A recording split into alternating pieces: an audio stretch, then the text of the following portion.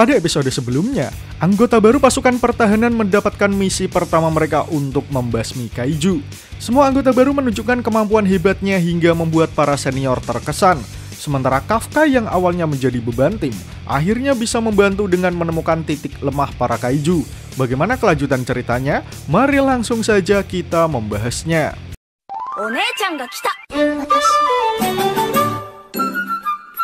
Kita ditunjukkan kondisi tubuh kaiju utama setelah terkena tembakan super kuat Kapten Ashiromina.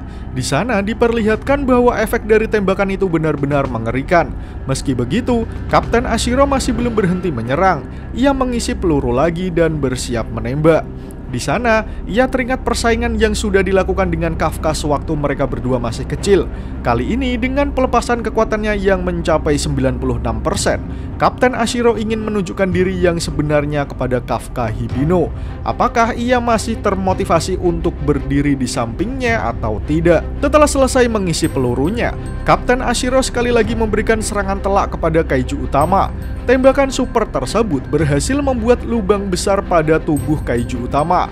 Melihat kekuatan luar biasa yang dikeluarkan Kapten Ashiro, membuat semua anggota baru tercengang bukan main, terutama Kafka yang tak percaya dengan apa yang dilihatnya. Setelah berhasil melepaskan tembakan, Kapten Ashiro mendapatkan laporan bahwa respon kehidupan dari kaiju telah menghilang. Meski begitu, Kapten Ashiro tetap mengisi peluru lagi dan langsung menembaknya. Setelah tembakan keempat, kaiju utama telah berhasil dikalahkan, dan saat ini tubuh target utama sudah hancur lebur. Akan tetapi, Kapten Ashiro tetap bersikeras mengisi peluru kelima. Lalu sekali lagi tembakan penghancur Ashiro dilepaskan untuk menghancurkan kaiju utama sampai tak bersisa. Melihat kekuatan besar yang dimiliki Ashiro membuat Kafka sangat kagum.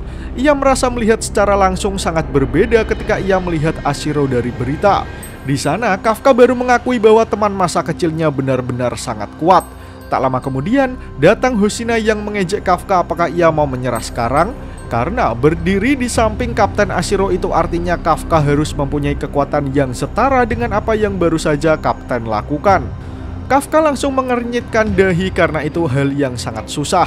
Lalu ia bertanya apakah wakil Kapten Hoshina juga bisa melakukan hal seperti itu. Kemudian Hoshina juga menjawab jika ia tak punya kekuatan sebesar Kapten Ashiro. Pelepasannya untuk menembakkan senjata tergolong rendah. Jadi dia tak sebanding dengan Kapten Ashiro kalau untuk melawan kaiju raksasa. Namun jika hanya untuk bertarung melawan kaiju kecil dan sedang, Hoshina langsung menunjukkan kehebatannya, karena ia akan lebih unggul dalam hal tersebut. Ia mengatakannya sembari mengalahkan satu kaiju dengan sangat cepat dan mudah. Kafka sendiri tidak bisa melihat gerakan wakil Kapten Hoshina yang menggunakan katana.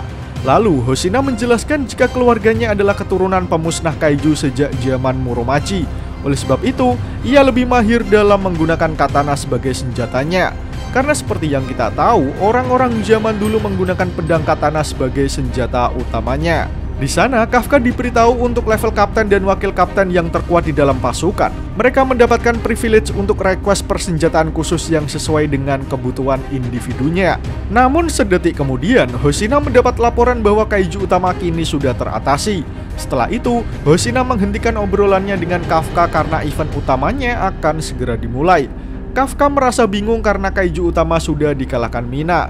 Kemudian Hoshina menjelaskan meski kaiju utama sudah kalah, masalah sebenarnya adalah banyaknya kaiju susulan yang terus bermunculan. Bahkan meski kaiju utama lenyap, kaiju susulan yang tersisa di mayatnya bisa berkembang biak dan terus bermunculan.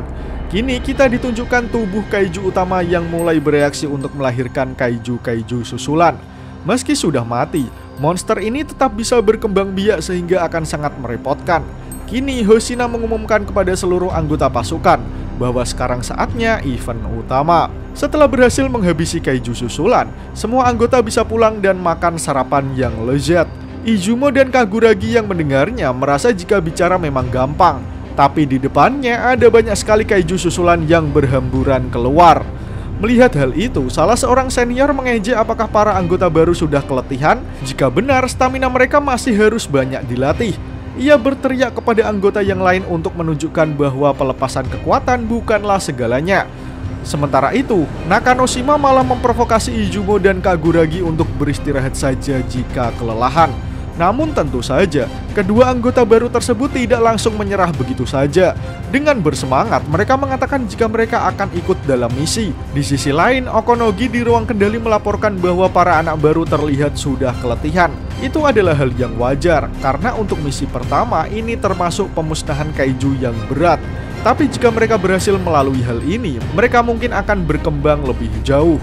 Di sana, Hoshina berpikir bahwa sebagian anggota pasukan berhenti ketika pelepasan kekuatan mereka sekitar 20-30%, lalu mengakhiri karir mereka sebagai pasukan pertahanan. Namun, ada beberapa individual berbakat yang bisa melewati tembok itu dan berkembang menjadi kelas kapten. Hoshina merasa dari semua anak baru itu hanya Kikoru saja yang sudah melewati tembok tersebut. Namun ada satu lagi, Hoshina merasakan tanda itu pada diri Leno Ichikawa. Lalu kita ditunjukkan Ichikawa yang sedang merasakan sesuatu. Di sana ia ditemani Iharu Furuhashi yang masih marah karena menyaingi Ichikawa yang ternyata lebih hebat darinya. Namun saat mereka sedang membantu, tiba-tiba di depannya ada seorang yang jongkok sembari melihat-lihat mayat kaiju yang sudah tumbang. Di sana orang tersebut merasa bingung karena organ perkembangbiakan yang ia taruh di dalam kaiju juga hancur. Ia bertanya-tanya apakah ada anggota pasukan yang ahli tentang kaiju. Di sana, Ichikawa merasa ada yang tidak beres dengan orang yang ada di depannya. Instingnya benar, karena saat orang tersebut menoleh, kita akhirnya ditunjukkan wajah dari dalang kebangkitan kaiju di ujian akhir. Dia adalah kaiju misterius yang menyamar menjadi petugas kebersihan. Di sanalah Ichikawa bertanya-tanya, kenapa ada petugas kebersihan di lokasi pertarungan?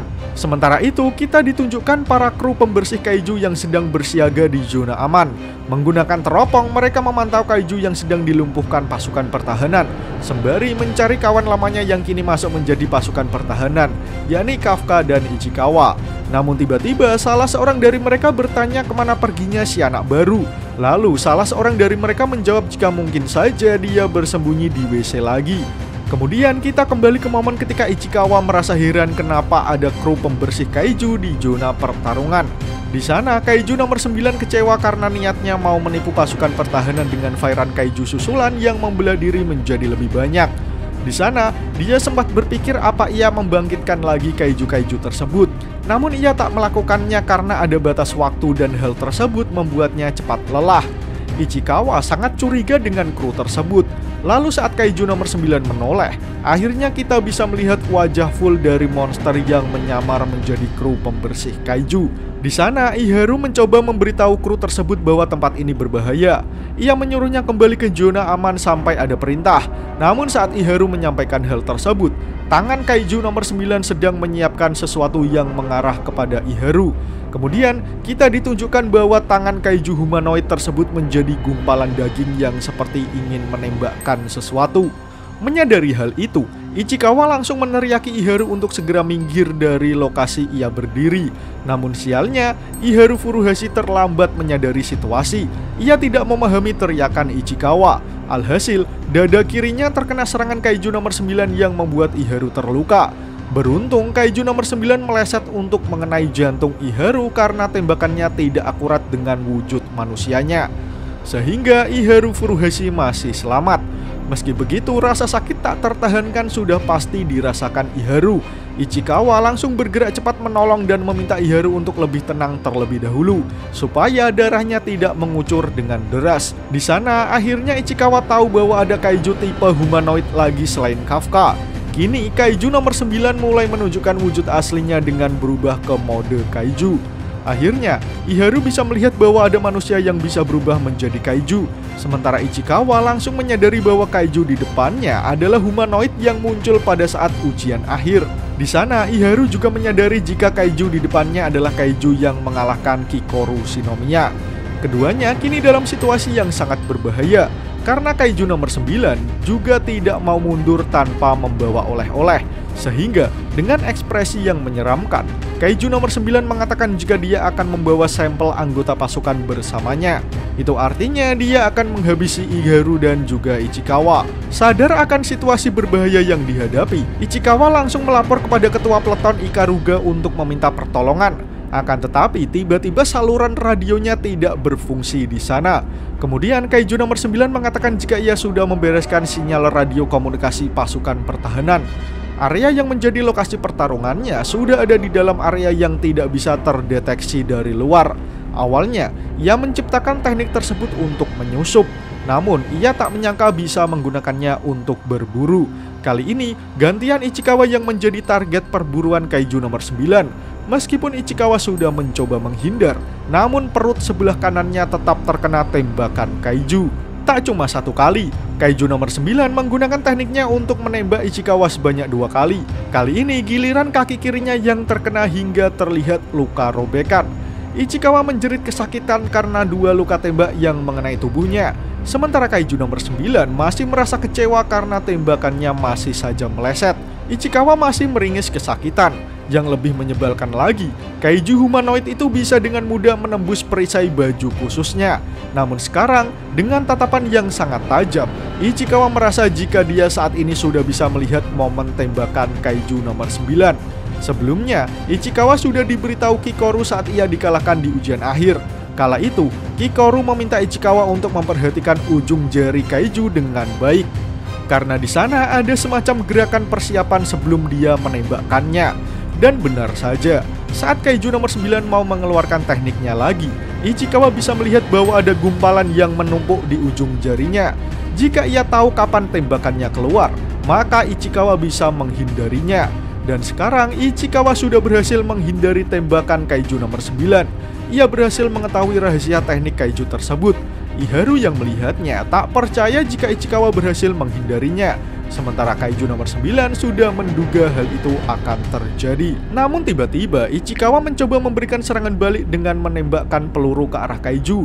Akan tetapi serangan itu dapat dengan mudah ditahan oleh kaiju nomor 9. Di sana Ichikawa menyuruh Iharu untuk mundur dan memanggil bantuan. Namun dengan berteriak, Iharu tidak sudi harus menuruti perintah Ichikawa. Sesaat kemudian, Ichikawa mendorong paksa tubuh Iharu supaya tidak terkena tembakan kaiju. Meski sudah didorong Ichikawa, namun pundak Iharu masih tetap terkena teknik tembakan kaiju nomor 9. Di sana, Iharu yang merintih kesakitan dimintai tolong oleh Ichikawa untuk segera pergi dari lokasi pertarungan. Sebenarnya Ichikawa juga takut. Bahkan Kikoru saja bisa dikalahkan oleh kaiju di depannya. Itulah kenapa Ichikawa tak punya kesempatan menang. Tak lama kemudian Iharu pergi meninggalkan Ichikawa. Melihat Iharu sudah pergi, Ichikawa tersenyum simpul. Ia ingin menggapai sesuatu. Meskipun Iharu meneriakinya untuk segera pergi menggunakan semua tenaganya. Namun Ichikawa ingin menjadi pasukan yang rela mempertaruhkan nyawanya sendiri demi rekan-rekannya. Kini situasi Ichikawa dalam bahaya. Apa yang akan ia lakukan? Namun sialnya chapter pun berakhir. Nah, bagaimana menurut kalian teman-teman? Semoga episode ini dapat menghibur kalian semua ya. Akhir kata, terima kasih sudah menonton video ini hingga akhir. Sampai jumpa di episode selanjutnya.